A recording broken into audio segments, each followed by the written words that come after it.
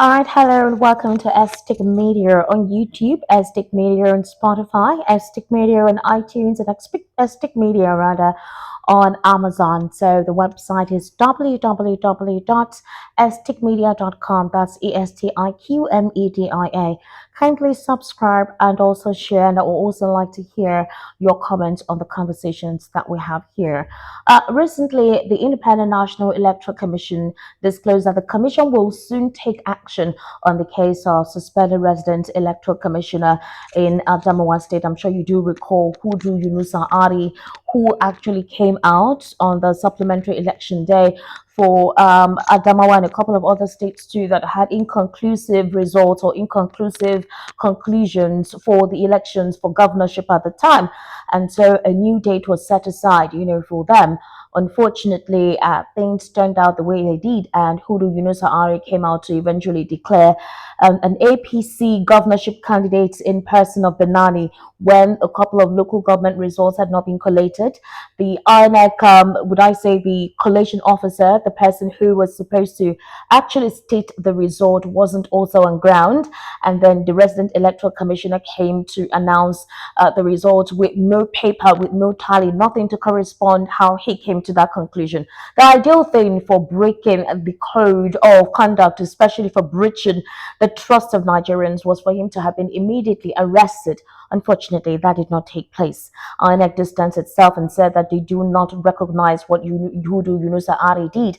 And Hudu Yunusa Ari, despite what he did, stated firm, stood on his ground and said that to him, Binani won, and he stays by what he declared. He brazenly did that. Now, up till now, we've not really heard what exactly is going on. He went into hiding. After a while, Festus Okoye, the spokesperson for INEC, said they do not know where Hudu Ari is, and eventually they found him, or he actually submitted himself for investigations at the custody of the police. Now, we are hearing INEC say that they will soon take action on the case of the suspended resident electoral commissioner. It's not enough to suspend him. Punitive measures ought to have been taken immediately, because we all watched, we saw what he did on national television. Everyone all across could actually see what he did was unconstitutional and was an anti the electoral acts.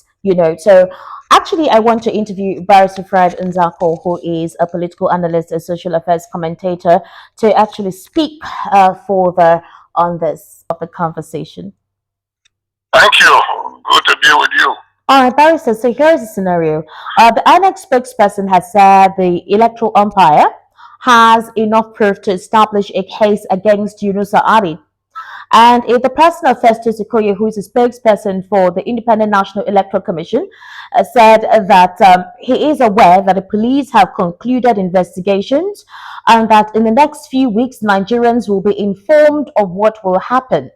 And Festus Okoye went ahead to state the law that under the law, it is the responsibility of the Independent National Electoral Commission to prosecute him if a prima facie case has been made out against him.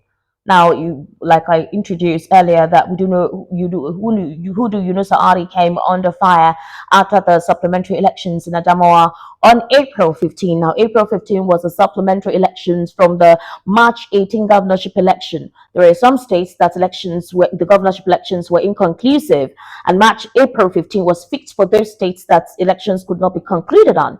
Now, do you think that INEC has wasted enough time in prosecuting Yunusa Hari? Because Nigerians expected an expedition whereby his case would be expedited, concerning the fact that what he did, everyone could watch it on national television. It was a global outrage when we saw what transpired at the time. What's your take on that? Well, it is very obvious that what Mr. Yunusa Hari did, it's very obvious that what Mr. Yunusa Hari did was wrong from all indications. Right. And it is also very obvious that even Yunusa Hari himself had to indict himself for failure to deliver on the expectations of the people as a resident electoral commissioner. It's very obvious that he overreached himself and he conducted himself in a manner that was not expected of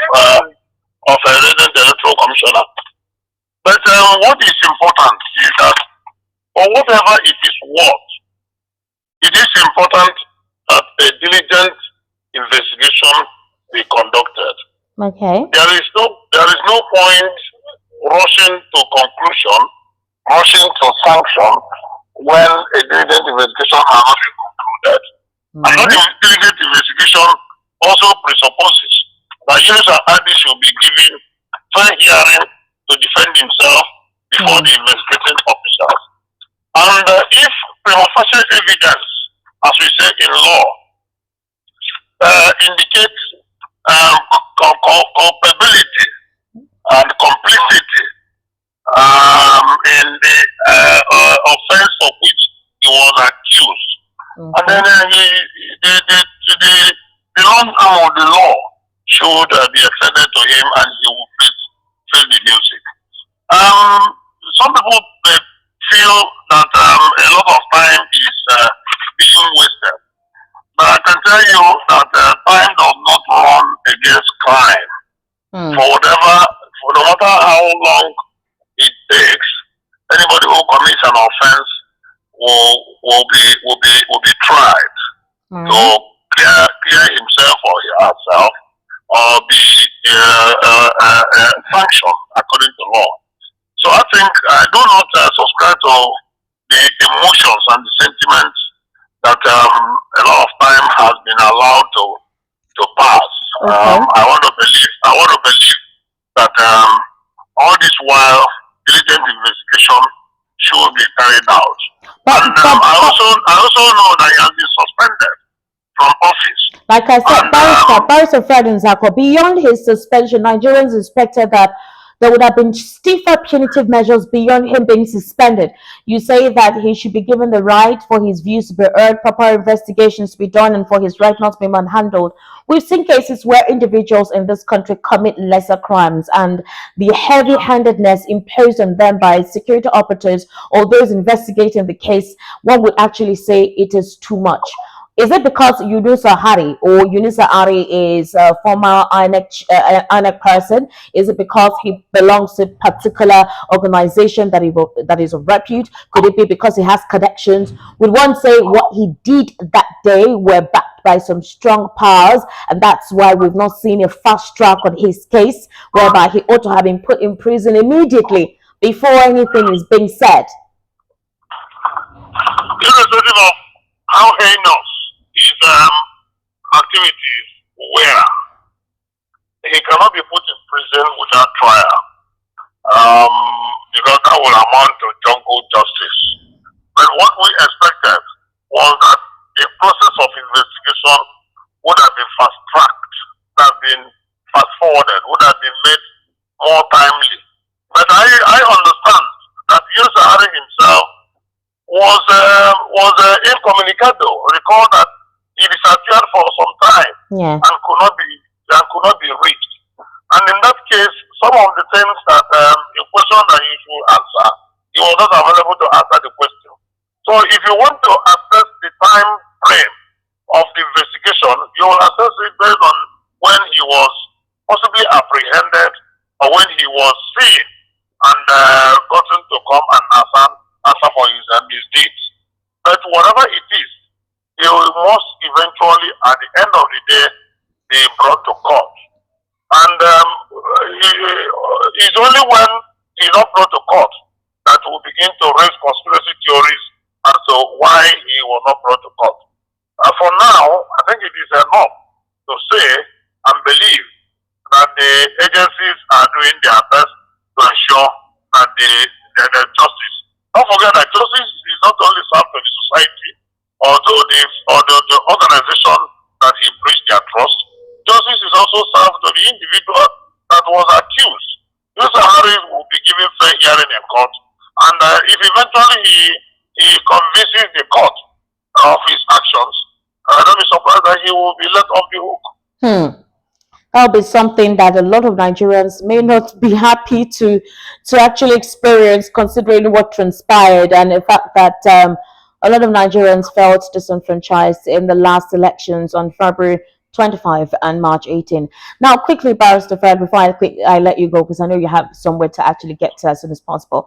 A coalition of civil society groups have vowed to mobilize Nigerians the streets if the Independent Petroleum Marketers Association increase fuel pump price to 700 naira per liter. Now, there have been speculations that pump price will be increased now that the sector is deregulated. So we expect that we're not going to have a stable price of petrol. But Nigerians are still yet to get out of the shock of the hike in pump price. And we actually see how that has affected the buying and selling of a lot of commodities, staple communities that Nigerians, rely on. And it has increased a lot of, would I say, products. The purchasing power of Nigerians have actually been weakened. Now, what would you say would be if the pump price of petrol is increasing 700 naira per liter? What do you think actually from that is increasing 700 naira per liter from the government approved price of 538 naira per liter? What do you think is going to take place? Because right now Nigerians are trying to come out of the price shock, which was occasioned by the increment on May 29.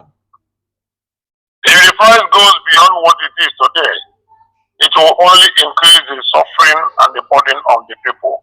Already Nigerians are suffering in a very magnificent manner.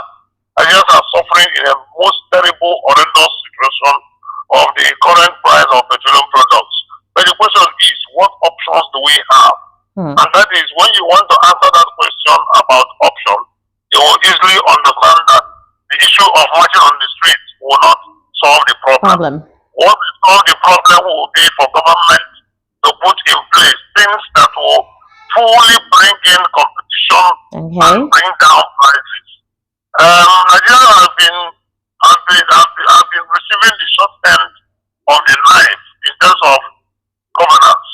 The governance structure that Nigeria have been seeing have been very terribly bad governance, and Nigerians should not really continue to suffer on account of that.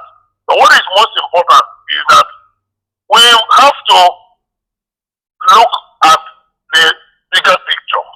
And what is the bigger picture? Sustainable development of Nigeria. We have the oil resources that are being refined abroad. We should have our refineries working. It has become obvious that our refineries cannot work immediately.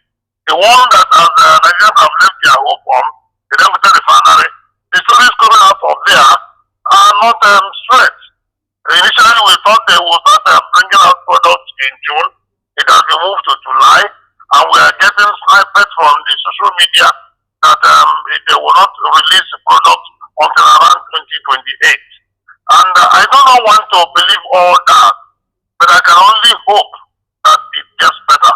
The four moribund refineries of the government, there is no hope coming from there.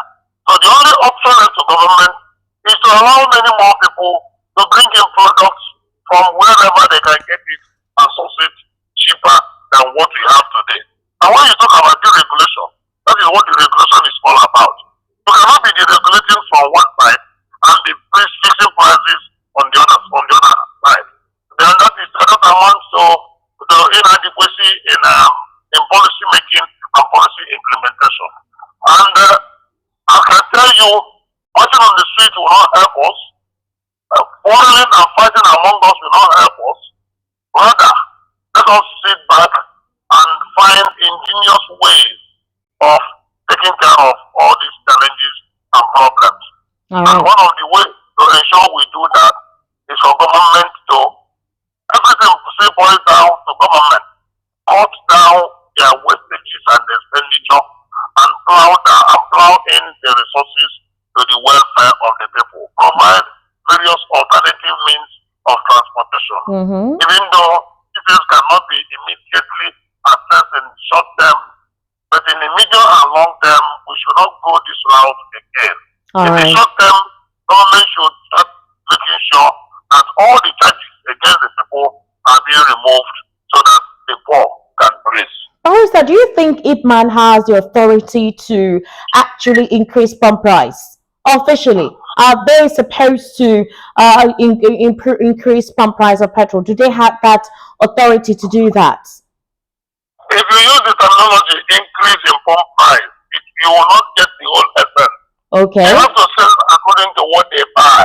All right. Now, it is a function of market forces of demand and supply. All right. The price you buy will determine the price you sell. Oh. Because if you fix price and you are buying it higher than the prevailing price, you cannot sell, and that will mean there will now be scarcity, and the scarcity will automatically and naturally push the price even beyond that regulated price. So what is important is that once there is deregulation, allow the market prices to be stable, to be determined by the forces of demand and supply.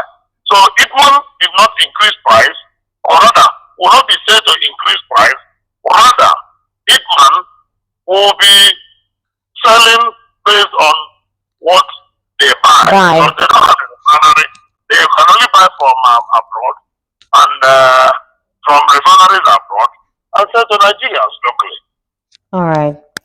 And Barrister Fred Nzako, thank you so much for being part of the conversation right here. I do appreciate you, as usual, giving us that in-depth insight on the conversation trending in the Nigerian polity. All right.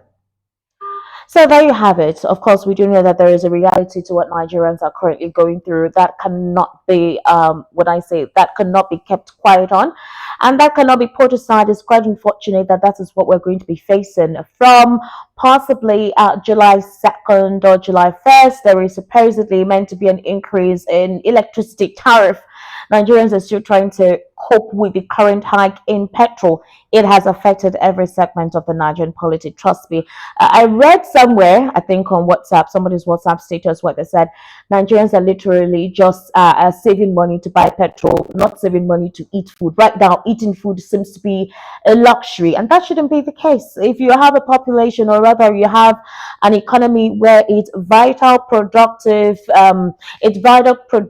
demography is not healthy, you're not going to have a wealthy nation. That's definitely what it means. So you literally have people who are earning their salaries just to transport themselves to work. In fact, let me tell you that that's the current reality of a lot of Nigerians, earning salaries just to get themselves to work. It's not earning salaries to survive. It's not earning salaries to eat well, to buy the best clothes, to whatever, organize some parties, birthday parties, or anything, or travel to some luxury locations on vacation.